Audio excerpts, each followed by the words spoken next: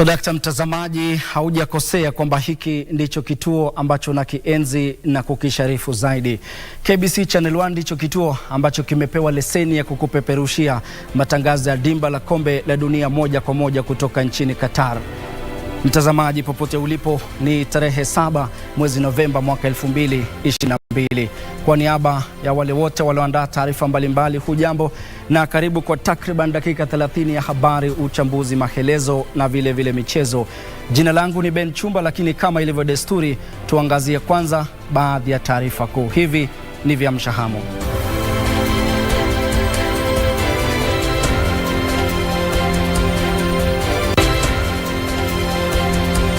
We have given counter offers upon counter offers upon counter offers. Now, I'm beginning to wonder what exactly is the purpose of this strike. Mashauriano kati ya wasimamizi wa shirika la ndege la Kenya Airways na marubani wanaogoma yatibuka, mgomo huo ukiingia siku ya 3. Kenya na Uingereza zaafikiana kuhusu ufadhili wa miradi 6 ya kawi endelevu humu nchini kwa gharama ya shilingi bilioni 500. Mshukiwa wa 3 wa mauaji ya mfanyabiashara wa Kiambu George Mwangi afikishwa mahakamani. Solidarity forever. Na hisia mseto zaibuka kufuatia hatua ya serikali ya kusitisha ufadhili wa vyuo vikuu vya umma.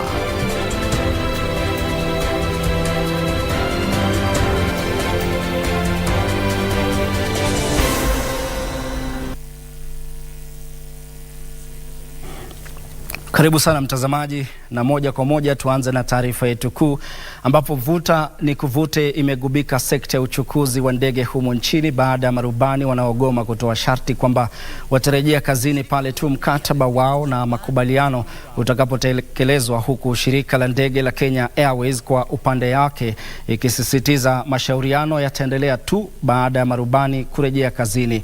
Haya yamewadia wakati wasafiri waliokwama kwenye uwanja wa ndege waliitaka shirika hilo kutafuta mbinu mbadala za kuwawezesha kuendelea na safari zao. Wasimamizi wa shirika la ndege la Kenya Airways wanatishia kuwachukulia hatua za kisheria marubani wanaogoma kwa madai ya kukaidi agizo la mahakama la hapo awali lililopiga marufuku mgomo wao. Afisa mkuu mtendaji wa shirika hilo Airline amesema mazungumzo ya kumaliza mgomo huo ulioingia siku ya 3 leo yataendelea pale tu marubani watakaporejea kazini kuambatana na ushauri wa mahakama. Time when it's very difficult for you to have discussions with people who are belligerent. Okay? We have given counter offers upon counter offers upon counter offers. Now, I'm beginning to wonder what exactly is the purpose of this strike. Okay, there might be another motive. Shirika hilo limetetea uamuzi wa kutangaza kuwa wazi nafasi za marubani wanaogoma, likisema limepata hasara kubwa na ipo haja ya hatua za dharura kuchukuliwa kusuluhisha tatizo hilo. Kilavuka amedai shirika hilo limetimiza masharti kadhaa wa kadha ya marubani hao. It will take a long time, it's going to be a painful process, but listen, sometimes you have got to take a pain to make a step forward. You cannot be held hostage. Actually, this is a very dangerous trend. If we allow this to happen in every sector, we as a country will be in trouble. We cannot allow a few people, just because of lack of understanding or being selfish, to hold the country hostage. We have got to break this at some point and say, let's take the pain now, but prepare it for posterity. Hata hivyo, marubani hao wamepuuzilia mbali madai hayo, wakisema wasimamizi wa shirika hilo wamekuwa wakihujumu mashauriano na kuapa kwamba hawatarejea kazini hadi mkataba wa makubaliano utakapotekelezwa. At large, the persistent harassment and intimidation towards pilots agitating for their rights serves more to agonize than inspire confidence that management is concerned about their welfare.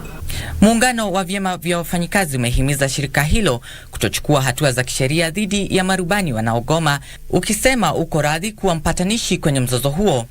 Suit this morning for contempt, but like I said, we lost a lot of money. right? So people have to be held personally and jointly responsible for the losses and damages to this country, to this airline. I respect the rule of law. But the employers, from the KOTU standpoint, the employers must desist from this issue of waiting to the last minute when we have given a strike notice. Then they wait last minute instead of solving the problem, because the notice was given earlier on 19th of October. You don't wait for 2 weeks and then in the 11th hour to go to court so that you get a way of punishing employees. It is not right. Kwenye uwanja wa kimataifa wa ndege wa Jomo Kenyatta, wasafiri waliokwama wanaitaka shirika hilo kuchukua hatua kuwawezesha kuendeleza safari zao na kuwafidia kutokana na muda waliopoteza. We are surprised that the government and Kenya Airways have not come to the solution. The passengers are suffering. We have paid for it. And I don't know what is happening. We tried to get rerouted a couple of times, but as you can see, we're still here. We are hoping that maybe we'll make our way out tomorrow, but we heard that there's a threat to dismiss the pilots, which again makes us concerned, because you can't be threatening people instead of trying to find an amicable solution. Actually, they maybe make a booking for hotel today, and then they asking me to travel tomorrow morning. Maybe there will be another late, but actually I don't have any other choice until I can take a car to Mombasa, but it is 9 hours and it will be very exhausting to me. Shirika la Kenya Airways limesema litashauriana na mashirika mengine ya uchukuzi wa ndege kuwasafirisha baadhi ya wasafiri wao. Kwingineko, mtazamaji, John Mwikiriria ambaye ni mshukiwa wa 3 wa mauaji ya mfanyabiashara mwenye makao yake nchini Rwanda George Mwangi yaliyotekelezwa nyumbani kwake huko Gatundu mwezi uliopita amefikishwa mahakamani baada ya kukamatwa na maafisa wa idara ya upelelezi wa jinai. Hata hivyo, mtazamaji, hakujibu mashtaka baada ya maafisa kuomba kumzuilia kwa siku 7 zaidi huku akikamilisha uchunguzi. Mtazamaji, kukamatwa kwake kumefikisha 3 idadi ya washukiwa wa mauaji ya Mwangi, akiwemo mkewe mwenda zake Gladys Chania na msaidizi wake Morris Kamau. John Mwangi Mwikiriria mahakamani. Mwikiriria ambaye alitoweka siku ambayo mfanyi biashara mwenye makao yake nchini Rwanda George Mwangi aliripotiwa kupotea, alikamatwa katika kata ya Karinga, kaunti ndogo ya Gatundu Kusini baada ya kutafutwa kwa wiki kadhaa. Alifikishwa mahakamani leo, lakini hakujibu mashtaka baada ya afisi ya mkurugenzi wa mashtaka ya umma kuomba kuendelea kumzuilia kwa siku 7 zaidi kusubiri kukamilishwa kwa uchunguzi. Na kati ya ile vitu ungetaka kufanya yoona ni DNA sampling of the respondent. Tunatarajia kupata mashahidi wengine kutokana na taarifa yake ambaye ameandikisha na sisi. Mwili wa George Mwangi ulipatikana katika msitu wa Kieni huko Gatundu tarehe 14 mwezi uliopita, siku chache baada ya kuripotiwa kutoweka. Na nimekubaliana nao kwa kufanya hivyo waweze kukaa na wewe pale Mtaiga Police Station kwa siku 7 na waweze kukupeleka katika maabara ya serikali wakafanya ile uchunguzi wanataka kufanya hapo. Mwanasiasa Gladys Chania ambaye ni mjane wa mwenda zake pamoja na msaidizi wake Morris Kamau wiki iliyopita walikanusha mashtaka ya mauaji ya Mwangi na wanazuiliwa kwa sasa hadi tarehe 27 mwezi huu, ambapo ombi lao la kuachiliwa kwa dhamana litasikilizwa na kuamuliwa. Kulingana na ripoti ya upasuaji, Mwangi aliaga dunia kutokana na majeraha ya kifaa butu kichwani.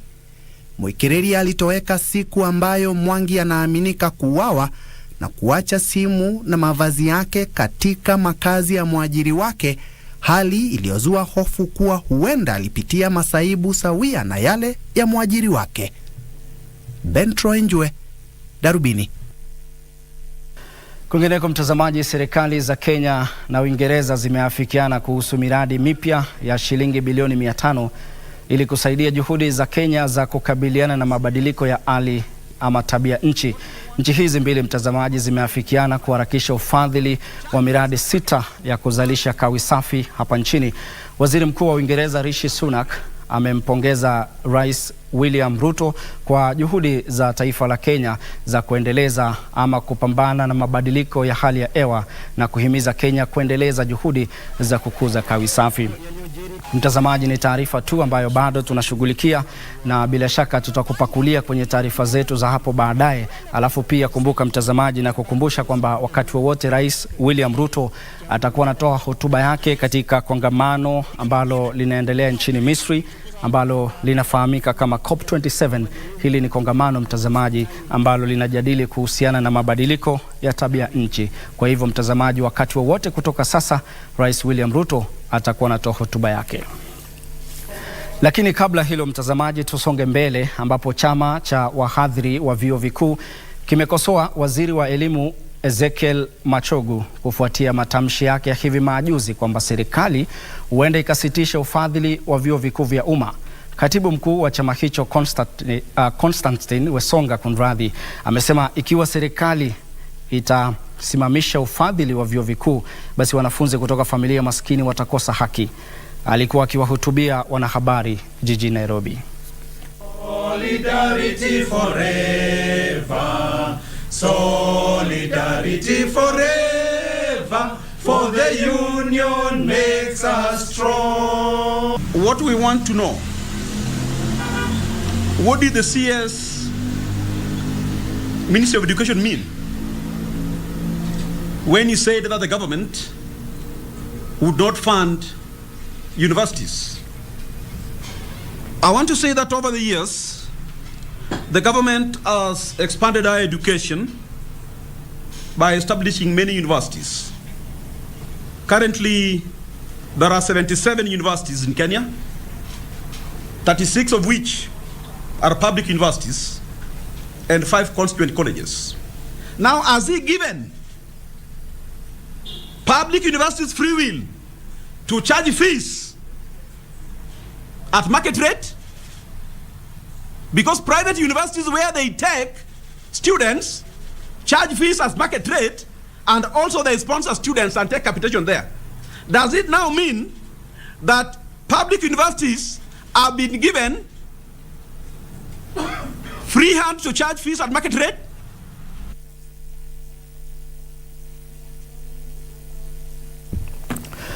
Na mtazamaji, hapo dakika 10 zimekatika baada ya saa 1 kamili saa za Afrika Mashariki. Kumbuka mtazamaji, kwa taarifa hizo unaweza ukatoa hisia zako na maoni yako kuhusiana na taarifa zetu. Jukwaa letu la mawasiliano ni wazi kwenye Twitter, Facebook na YouTube @KBC Channel 1. Usiende mbali mtazamaji, kwani bado tumekuandalia taarifa kemkem na mwenzangu Kipnusu pia anajiandaa kukuletea habari za spoti. Kwa hivyo usiende mbali.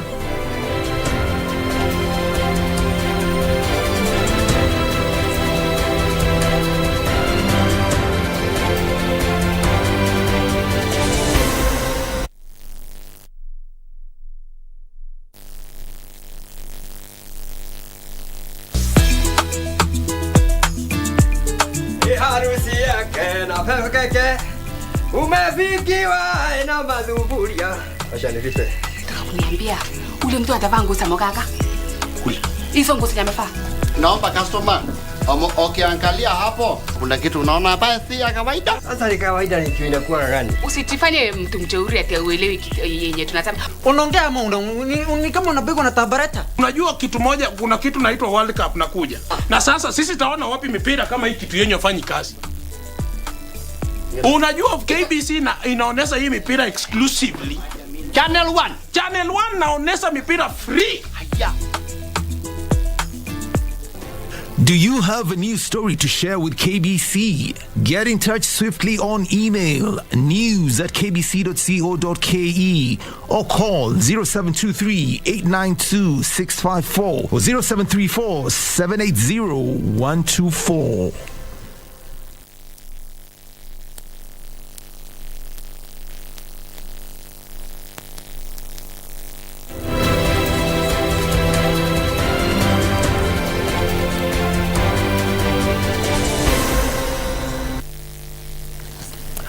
Karibu tena mtazamaji, na sasa tugeukie masuala ya kufungamana na usalama, ambapo afisa wa polisi kutoka Kakamega anadaiwa kumuua kwa kumpiga risasi kijana moja huku akimjeruhi mwingine. Inaripotiwa kuwa afisa huyo alimpiga risasi kijana huyo wakati alipokuwa akimkimbiza mwizi mmoja kutoka soko la Kambi Mwanza. Mwathiriwa wa pili anauguza majeraha ya risasi hospitalini. Familia ya marehemu sasa inatoa wito wa kutendwa haki.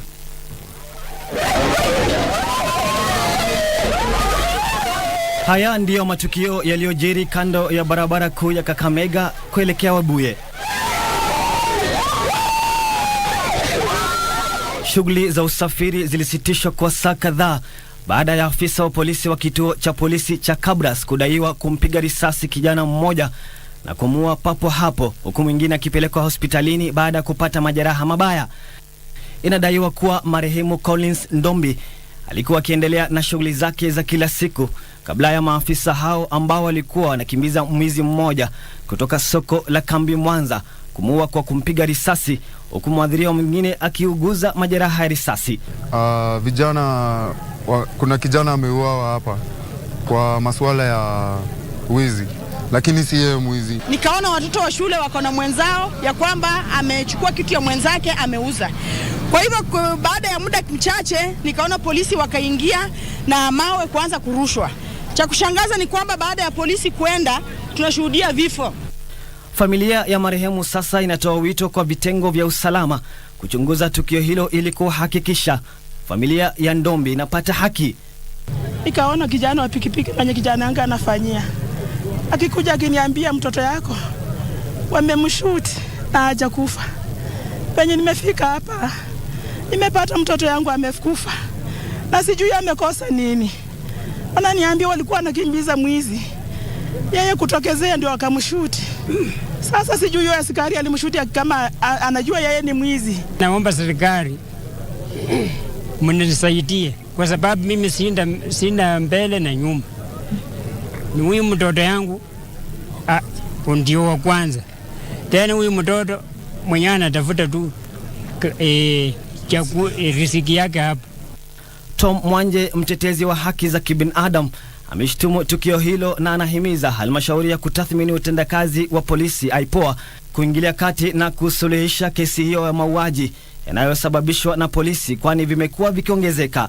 Kitendo ambacho kimefanyika, sisi kama watetezi tukiungana na jamii na familia ambazo zimeathirika, tutatembea moja kwa moja ili tuhakikishe kwamba kuna haki at least limepatikana kwa ile jamii na kule ameathirika amekufa na ule mwingine yumo hatarini, na tunaomba Mungu uhai wake umrudie. Na IPOA kila mara tumekuwa tukisema IPOA mchunguza hao police officers. Nyinyi mmelekeza kamba. Mkuu wa polisi katika kituo cha Malava Paul Medwa amesema washukiwa wawili wa uhalifu ambao wanazuiliwa katika kituo cha polisi cha Kakamega ni wanafunzi wa taasisi ya kiufundi ya Shamberere. Mwili wa marehemu umepelekwa katika makavazi ya Kakamega, huku majeruhi akipelekwa katika hospitali ya Kakamega. Khalid Abdullahi, Darubini. Kwingineko mtazamaji, serikali itashughulikia nguzo 5 za mageuzi ili kuwezesha shirika la Posta kurejesha hadhi yake na kujipatia faida.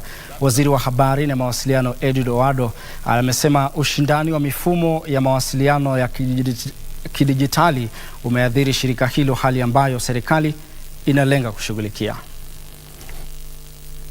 Mipango ya kuboresha shirika la Posta la Kenya imeanza. Waziri wa habari, mawasiliano, teknolojia na uchumi wa dijitali Edward Owalo amesema shirika la Posta linafaa kutoa nafasi yake kama shirika muhimu la serikali. This corporation has been around for more than 2 centuries. It is awkward that some of the competition complained about is from entities that are only a couple of decades old. This can only mean that the corporation did not anticipate change and prepare for it. We must jolt Postal Corporation of Kenya from sleep before it sleeps forever. It must take up its rightful place as a strategic state agency in the emerged and future competitive technological and business marketplace.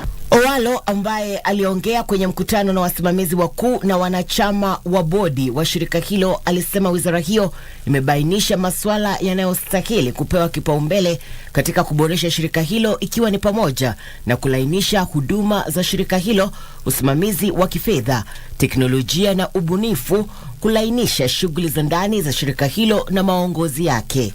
Adjusting to match international standards, and this, ladies and gentlemen, is enhanced at improving or strengthening the corporate governance framework of Postal Corporation of Kenya. There are a lot of legal issues which are hanging around the necks of PCK. We need to find ways and means of sorting those issues out because they are impacting negatively on the financial position of the organization.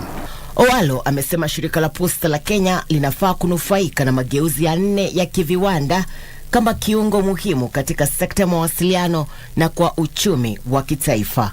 Interventions must be complemented in the short term, mid term and long term. Irene Mchuma Odim, Darubini.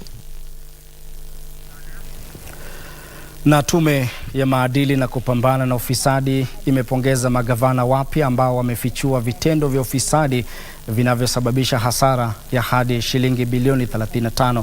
Mkurugenzi wa EACC katika nyanda za chini za eneo la Pwani, Mark Ndiema, amesema ufichuzi huo utasaidia vita dhidi ya ufisadi katika maeneo ya kaunti.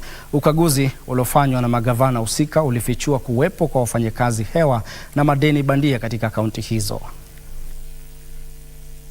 Ukaguzi wa hivi majuzi uliofichua kaunti mbalimbali ambazo zimekuwa zikitoa malipo ya hadi shilingi bilioni 35 kwa wafanyikazi hewa umepongezwa na tume ya maadili na kupambana na ufisadi EACC. We are already on it and we appreciate the collaboration. If they are able to flag out the issues and we take up, that is a plus to us all and we'll be able to deal with the issue as it comes. Tume hiyo imesema ukaguzi huo utaimarisha uchunguzi ambao unaendelea kukamilishwa katika kaunti 10 ambazo zimekuwa zikijihusisha katika vitendo vya uvunjaji sheria. EACC is already conducting investigations on most of the cases that are reported. And in due course, the investigation will be concluded and we'll be able to present the culprits to court. Ethics and Anti-Corruption Commission has been on the forefront in asset recoveries of land and money which has been acquired illegally. And like I mentioned, that money has been returned, assets have been returned. So basically, akiongea katika kaunti ya Mombasa, mkurugenzi wa tume ya EACC katika kanda ya chini za eneo la Pwani, Mark Ndiema, amewashauri magavana wapya kukomesha ufisadi kwa kudumisha uadilifu katika enzi za utawala wao wa miaka 5. We are working closely with our investigation and with our public awareness arm just to educate the public in terms of their responsibility and their role. The governors in the county governments, the buck stops with them. They're the managers, accounting officers. And definitely the governors ought to be transparent, accountable and run the counties with lots of efficiency. Ndiema aidha amesisitiza kuwa tume hiyo itatoa mafunzo ya kina na uhamasishaji kwa magavana mwaka ujao, hatua ambayo tume hiyo inasema itaepusha visa vya ufisadi katika siku za usoni. So our song is one, yeah, and it remains one, and this is a chorus, tuangamize ufisadi. Juni Karisa Mbele nikiripoti kutoka kaunti ya Mombasa.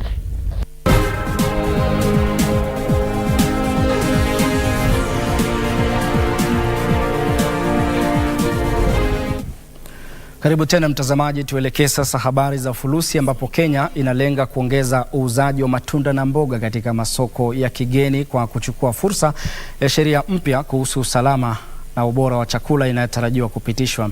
Waziri wa Kilimo Mithika Linturi amesema mswada kuhusu usalama na ubora wa chakula utawasilishwa bungeni ili kushughulikia suala la ukosefu wa chakula cha kutosha hapa nchini. Kwa hizi na habari nyingine ni katika mseto wa habari zetu za kibiashara. Serikali inalenga kuongeza uuzaji wa mboga na matunda katika masoko ya kigeni ili kutimiza mahitaji ya chakula salama chenye ubora wa kiwango cha juu.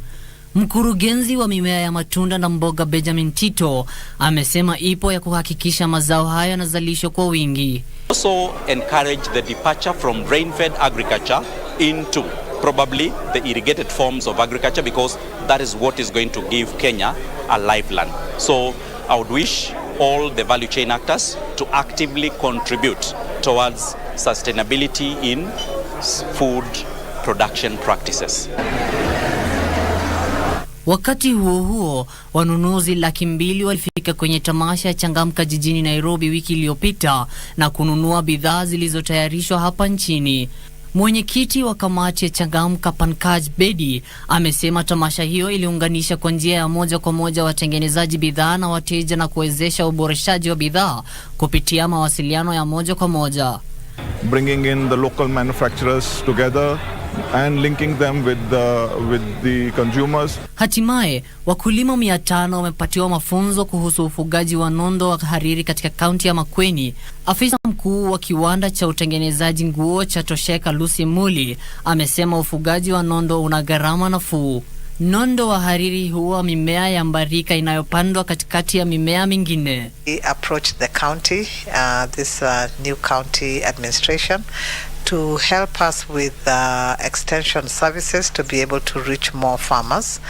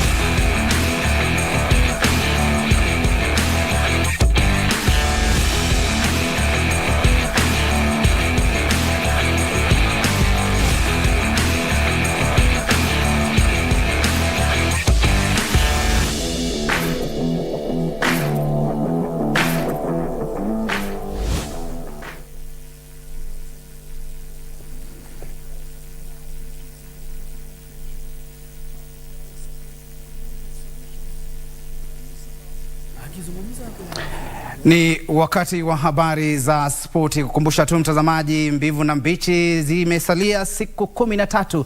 Shirika hili la utangazaji nchini KBC ambayo imepewa haki miliki katika taifa hili kuweza kupeperusha kombe la dunia. Kumbuka kwamba mechi 28 itaonyeshwa hapa kwenye runinga ya KBC Channel 1 na mechi 64 kwenye vituo vya redio takriban 12. Kwa hivyo uweke miadi nasi wakati huo. Kwanza kabisa tuanze na taarifa ambayo imegonga vichwa vya habari kwenye spoti.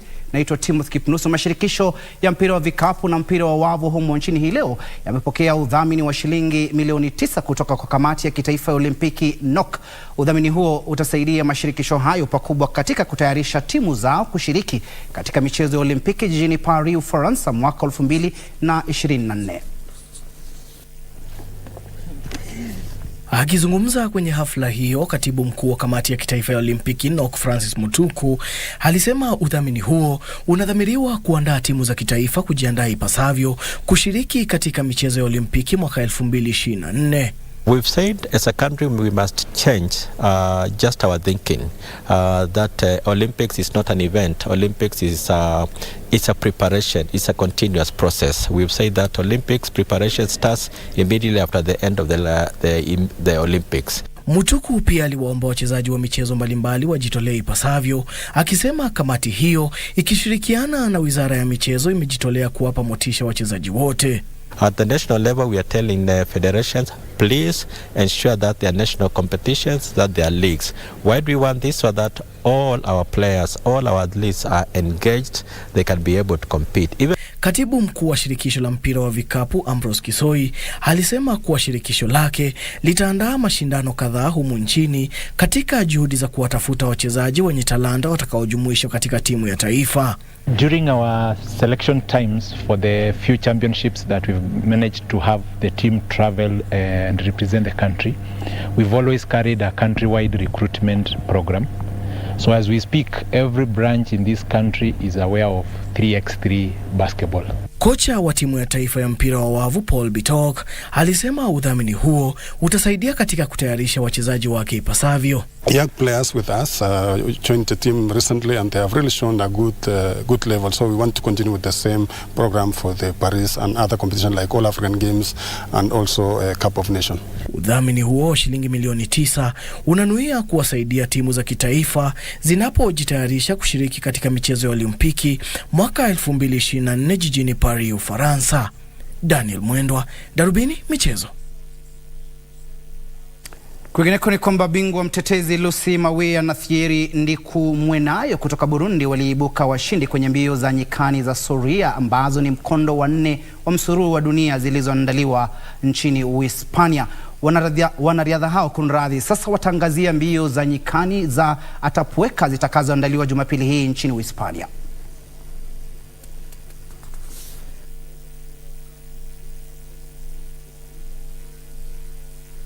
Mbele mtazamaji ni kuomba baadhi tu ya taarifa ambazo tumekuandalia na arifiwa tutakuwa tunakudokezea muda si muda, lakini kwa sasa na arifiwa ni uweze kurusha mpira huu kwa mwenzangu Ben Chumba ambaye alinipisha. Kazi kwako Ben Chumba. Na mtazamaji, kama tulivyokudokezea hapo awali ni kwamba wakati wowote kutoka sasa na sasa tunamwona waziri ama Rais William Ruto akiwa anatoa hotuba yake kule Misri. Ladies and gentlemen,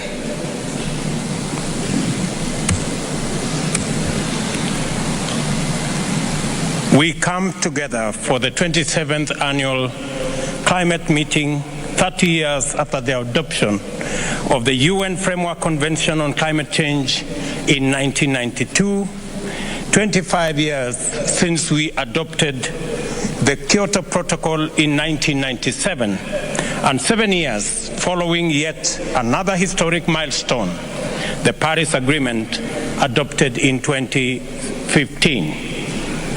When the convention was adopted in 1992, global emissions were approximately 27 gigatons annually. This has risen to about 40 gigatons, while carbon dioxide accumulation in the atmosphere has also steadily increased.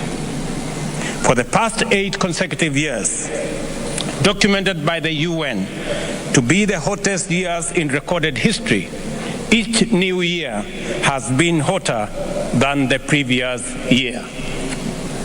The whole world is reeling from the staggering impact of climate change. The spread, scale, and frequency of disasters like hurricanes, typhoons, wildfires, and heat waves, melting sea ice and glaciers, droughts and desertification, floods and rising sea levels in numerous regions of all continents indicate that humanity is confronting unprecedented devastation on a global scale. The state of climate and of climate in Africa reports lay it bare. High water stress is estimated to affect about 250 million people in Africa and is expected to displace up to 700 million people by 2030. In the past 50 years, drought-related hazards have claimed the lives of over 500,000 people and led to economic losses of over $70 billion in the region. More than 1,000 flood-related disasters were reported involving more than 20,000 deaths in Africa alone.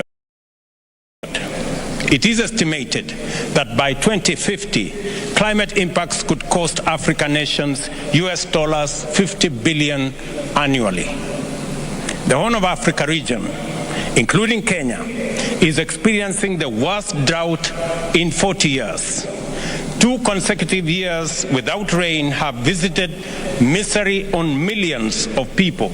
2.5 million livestock have died in Kenya this year alone, causing economic losses of more than US dollars 1.5 billion. 2 days ago, we went to distribute food relief to 4.3 million affected Kenyans in an emergency program that has forced us to reallocate funds budgeted for education and health. The trade-offs we are forced to make between indispensable public goods is evident that climate change is directly threatening our people's lives, health, and future. Moreover, due to drought, many children have now dropped out of school. We have been compelled to make school feeding a priority in order to keep our children in class. Kenya's world-renowned wildlife heritage has not been spared either, and carcasses of elephants, zebras, wildebeest, and many other wild fauna litter our parks. We have had to spend US dollars 3 million to supply feed and water to wildlife in the last 3 months. Again, this backdrop, the lengthy discussions at COPs with its stalling, delaying tactics and procrastination that have hampered implementation and delivery is simply cruel and unjust. We cannot afford to spend more time skirting around the real issues, and we must break out of the open-ended, process-focused discussions we are trapped in. Further delay will make us busy spectators as calamity wipes out lives and livelihoods. As we speak, Mr. Chairman, the pledge made 13 years ago in Copenhagen, committing US dollars 100 billion annually, remains unfulfilled. Such a gracious and unexplained default is a major cause of persisting distrust, and neither is there any sound reason for the continuing pollution. In stark contrast, Kenya, a country with far less resources than the average developed country, has foregone pollution industrialization and growth opportunities and intentionally invested in green energy. It must be recalled that Kenya has tremendous hydrocarbon and coal deposits which could go a long way in fueling the engines of our development. Nevertheless, due to resolute commitment, our electricity grid is 93% green. This morning, we signed a framework agreement for collaboration on the development of sustainable green industries in Kenya with an investor to produce 30 gigawatts of green hydrogen in Kenya.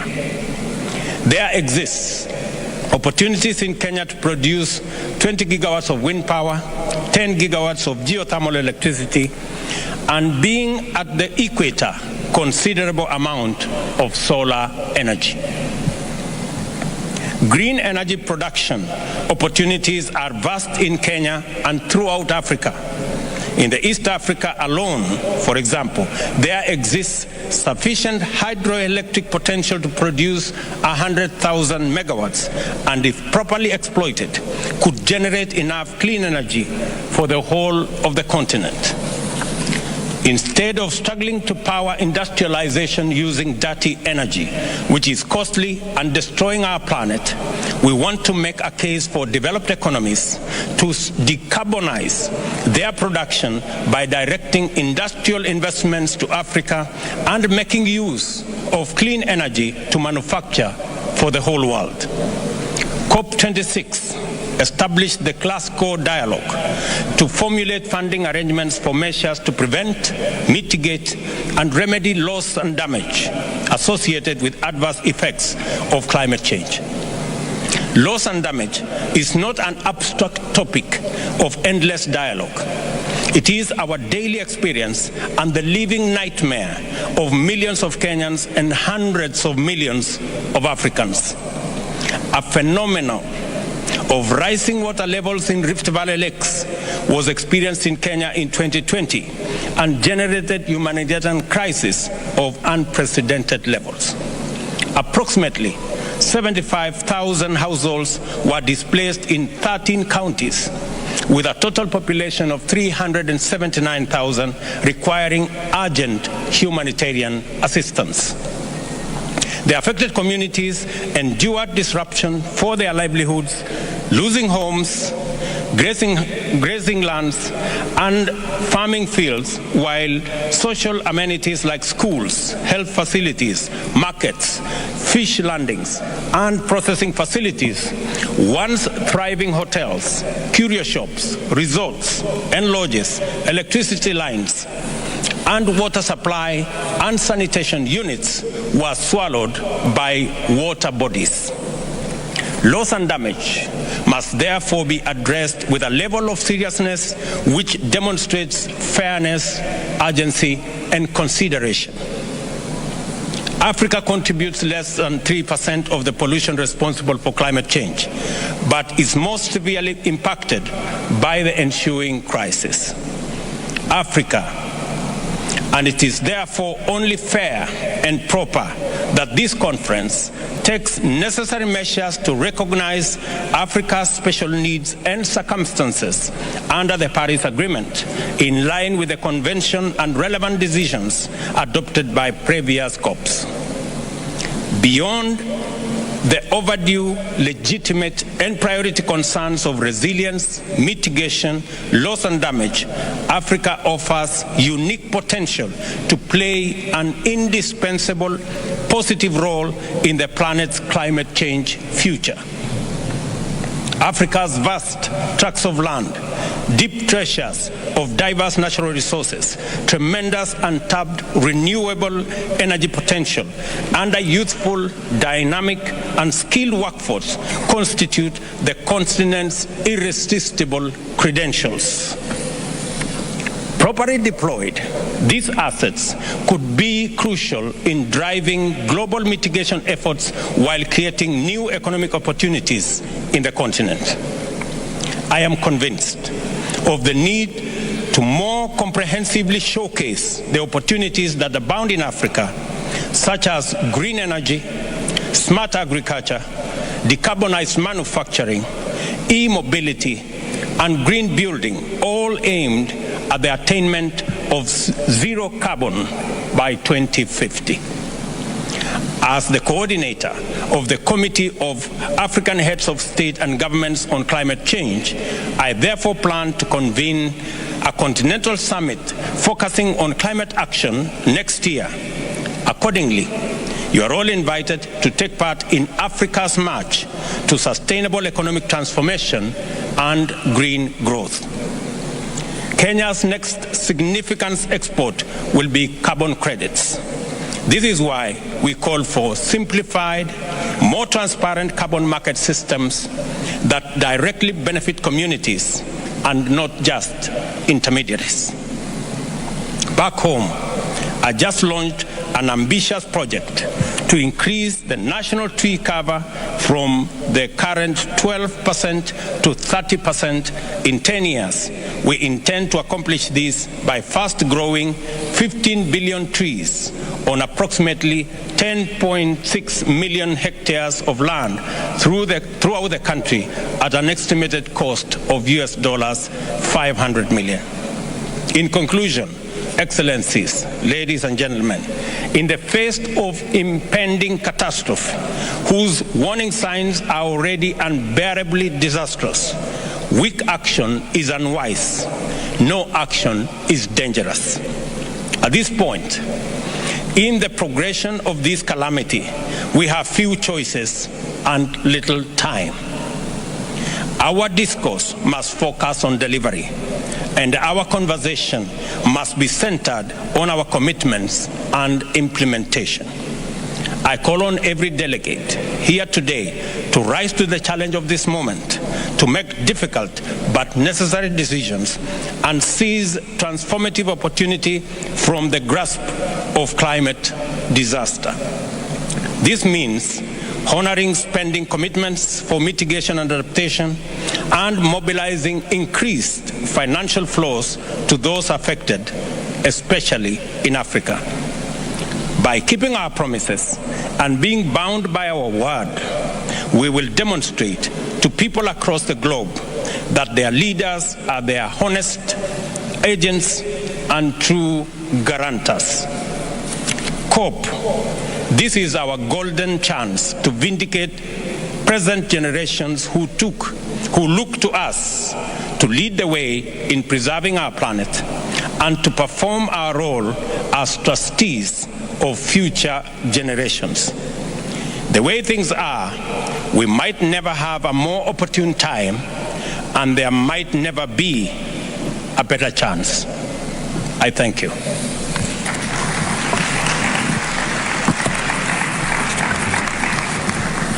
I thank you, Your Excellency, for your statement. Na mtazamaji, amekuwa Rais William Ruto akiwa ametoa hotuba yake katika taifa la Misri, ambapo ametoa hotuba mbele ya kongamano ambalo linaendelea pale almaarufu kama COP27. Mtazamaji, ni kongamano kuhusu mabadiliko ya tabia nchi. Labda tu ni durusu tu baadhi ya masuala ambayo Rais William Ruto ameweza kuzungumzia hapo, akisema kwamba Afrika ama mataifa ya Afrika yana uwezo wa kuboresha mazingira na kupambana na mabadiliko ya tabia nchi. Pia ameweza kusema kwamba yeye kama rais ataweza kualika wale viongozi ama mataifa yote kuja na kuhudhuria kongamano ambalo litaandaliwa hapa Nairobi mwaka ujao. Pia ameweza kuzungumzia kuhusu jitihada za taifa la Kenya za kupambana na mabadiliko ya tabia nchi, akisema kwamba serikali ama taifa la Kenya imeapania kupanda miti kwa takriban bajeti ya takriban dola milioni 500 ambayo imetengewa tu shughuli ya upanzi wa miti. Pia Rais Ruto amesema kwamba kama Afrika ama mataifa yote ya dunia hatuna muda ila kuungana mkono na kupambana na swala nzima la mabadiliko ya tabia nchi. Katika hotuba yake pia rais ameweza kumaliza hotuba yake akisema kwamba na kutoa wito kwa mataifa kuhakikisha kwamba wanafanya utekelezaji wa ahadi ambazo wanatoa, kwa sababu tumeweza kuona viongozi mbalimbali kutoka mataifa mbalimbali wakiweza kutoa ahadi mbalimbali ya jinsi taifa mbalimbali takabiliana na mabadiliko ya tabia nchi. Kwa hivyo Rais Ruto pia ameweza kuwarai na kuambia kwamba msije tu mkasema tu, lakini muhakikishe kwamba mnatekeleza. Na mwisho kabisa akasema wakati ni sasa, wakati sio mwingine bali ni sasa wao kama mataifa kuweza kuungana mkono na kupambana na mabadiliko ya tabia nchi. Mtazamaji, tutakuletea habari zaidi hapo saa 3 kuhusiana na hotuba yake Rais William Ruto ambayo imekamilika hapo akiwa anatoa hotuba yake kwa kongamano la mabadiliko ya tabia nchi, yani COP27 inaendelea nchini Misri. Lakini sasa wacha tuendelee kidogo mtazamaji na taarifa ambazo tulikuwa tunazidi kukupakulia, ambapo bingwa mtetezi Lucy Mawia wa Thieri Ndikunayo kutoka Burundi waliibuka washindi kwenye mbio za nyikani za Soria ambazo ni mkondo wa 4 wa msururu wa dunia zilizoandaliwa nchini Uhispania. Mtazamaji, wanariadha hao sasa wataangazia mbio za nyikani za Atapuerca zitakazoandaliwa Jumapili hii Uhispania. Tangu mwanzoni mbio za kilomita 8 kwa wanawake ziligeuka na kuwa kinyang'anyiro cha wanariadha wawili, Lucy Mawia na Kavlin Nahimana wa Burundi. Wanariadha hao walitimuka na kufungua pengo la mita 100 katika kilomita za mwanzo. Katika mkondo wa mwisho Mawia alitimuka huku Nahimana akisalia nyuma. Mawia alifika utepeni kwa dakika 27 sekunde 02 huku Marta Garcia akiridhika na nafasi ya pili. Laura Luengo kutoka Hispania aliridhika na nafasi ya 3. Mbio za wanaume za kilomita 10 zilikuwa na ushindani mkali tangu mwanzoni, huku ubingwa wa mbio za nyikani nchini Italia Alias Awani akitimka na kuacha wanariadha wengine nyuma sekunde 30 pekee baada ya mbio hizo kuanza. Dismas Yeko, Merhaim Mebratu wa Eritrea na Dukemenayo walisalia kwenye kundi la nyuma. Dukemenayo alimpiku Mebratu kwa urahisi katika mkondo wa mwisho. Mwanariadha huyo kutoka Burundi aliandikisha muda dakika 28 na sekunde 34 na kuibuka mshindi, huku Mebratu akiridhika na nafasi ya pili. Mganda Peter Maru aliridhika na nafasi ya 3. Tukisonga mbele mtazamaji, ni kwamba huku zikiwa zimesalia siku 13 pekee kabla ya kuandaliwa kwa fainali za kombe la dunia nchini Qatar, leo kwenye sehemu yetu ya wasifu wa mchezaji tunamwangazia mchezaji wa Denmark Christian Eriksen. Eriksen alichezea Denmark mechi yake ya kwanza ya kimataifa mwaka 2010 akiwa na umri wa miaka 18 na hadi sasa amecheza jumla ya mechi 110 za kimataifa.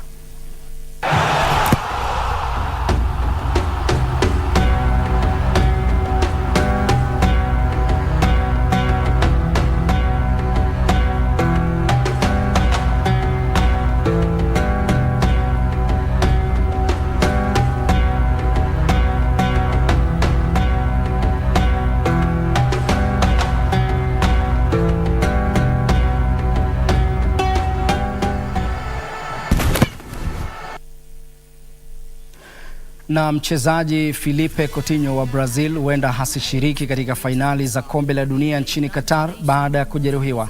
Wakati huo aliyekuwa mshambulizi wa Uingereza Alan Shearer anasema beki wa Newcastle Trippier ana budi kujumuishwa katika kikosi cha kwanza cha Uingereza kwenye fainali hizo. Fainali hizo mtazamaji zitaonyeshwa kwenye runinga ya KBC Channel 1 na idhaa zote za radio za KBC kuanzia tarehe 20 mwezi huu hadi tarehe 18 Disemba mwaka 2022. World Cup iko KBC. Haya haya haya. Haya haya haya. You know what it is. Haya haya. Filipe Coutinho huenda asishiriki katika fainali za kombe la dunia baada ya kujeruhiwa paja kwenye mazoezi na huenda akawa nje kwa angalau wiki 7. Mchezaji huyo wa Brazili tayari alikuwa akikabiliwa na changamoto kubwa ya kujipatia nafasi kwenye kikosi hicho baada ya kukosa kucheza mara kwa mara.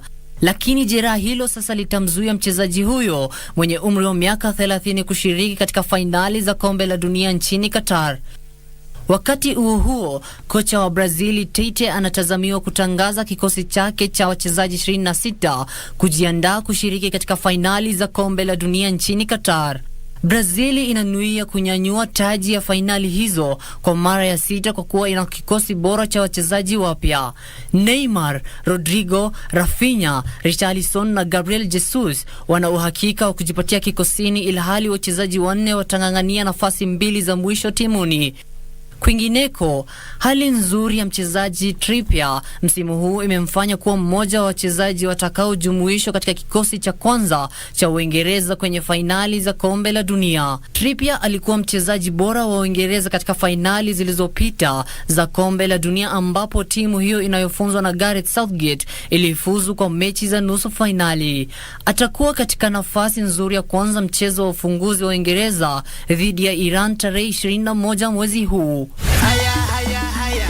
Haya haya haya. You know what it is. Haya haya. Na mtazamaji, hapo unafahamishwa kwamba imesalia tu siku 13 pekee alafu tukuletee mechi ya moja kwa moja kutoka Qatar. Kumbuka World Cup iko KBC na KBC ndilo shirika la kipekee humu nchini ambalo limepewa leseni ya kutangaza michuano hiyo moja kwa moja kutoka Qatar. Mtazamaji, hadi kufikia hapo sina la ziada. Ambaye amekuwasilishia matangazo haya kwa lugha ya ishara ni Lensa Udingo. Mimi naitwa Ben Chumba. Kwa heri, uwe na heri.